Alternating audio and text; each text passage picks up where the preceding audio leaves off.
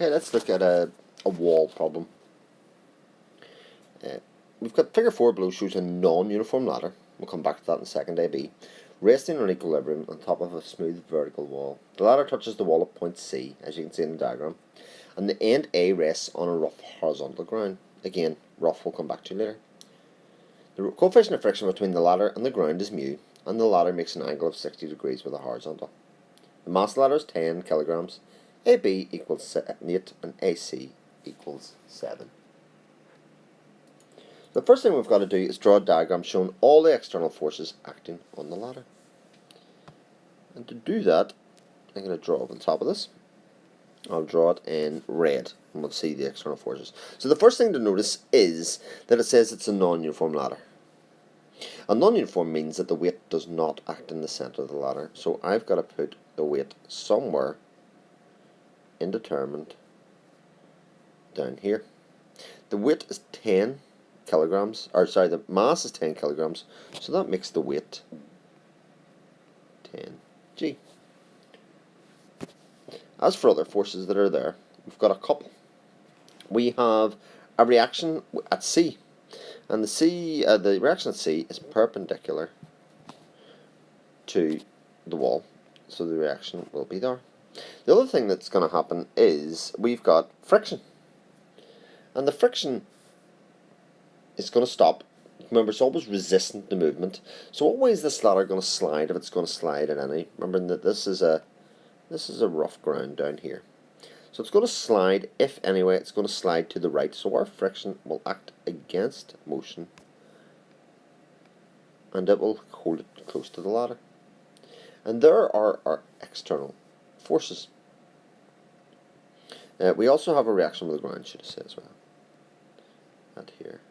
So we'll call that S. So we've got a reaction where the ladder hits the wall, we've got a reaction at the ground, we've got friction, we've got the weight going down, and away we go. So the first thing to tell you is the reaction between the ladder and the wall at C is 39.2. So we can replace this bit here with 39.2. We're going to take moments about A. I can find the distance of the centre of mass of the ladder from A. So I'm going to call this distance here x. I could also put in somewhere the lengths, that being 7 and that being 1. Okay. Why do we take moments about A in the question? Pop quiz. Right, the reason I would take the moments around A is because those are two forces that we do not know at the moment.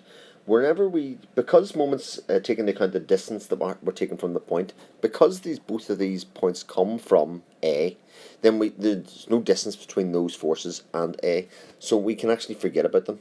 In that case, it solves down many of the things that we're going to solve and do. So I'm going to make this a little bigger, this diagram, and do it to the right. Okay, so I'm going to number my forces that I'm going to label. I'm going to call that 1, and I'm going to call this one 2. So if I label my moments around A, I'll look at number 1 first. And number 1, well, the force is 10g.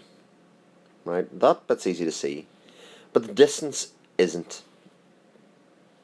Because even though the force says it's 10g, it has to be the force that's perpendicular to the wall and at a perpendicular distance. So even though the force is 10g acting down like that, we have to look for the force that's at 90 degrees there.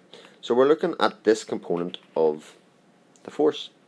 Now that angle in there is going to be 60. So that's the hypotenuse there. The adjacent is going to be there. So that is actually 10g cos 60. That's why writing gets even more hideous. Let's move that across. And we've got to multiply that by our distance from A, which we have called x. And just to be sure, that moment is going in that direction there, so it's going clockwise.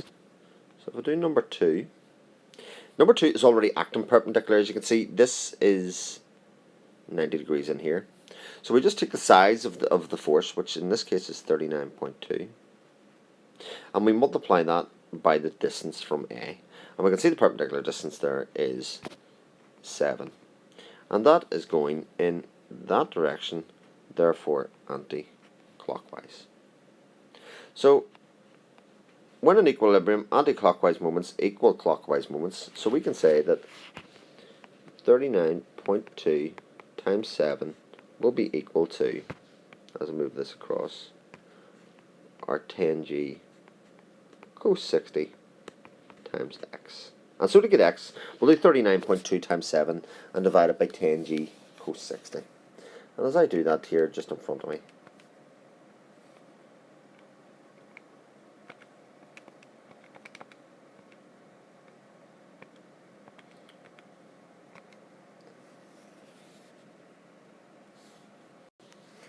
and that gives us that x is equal to 5.6 meters. So the center of mass of our ladder is 5.6 meters from A. Third part says we've got to find mu. So many of these questions, and where an awful lot of people get confused with, normally you only have to take moments once. So the part 2 is testing whether you can do moments, and part 3 is going to ask you to resolve horizontally and vertically. So the friction, we should know, is equal to mu r. So it's to do, in this case we call the reaction at that point, I've called it S, so it'll be mu S, right? And to get S, we're going to have to resolve vertically.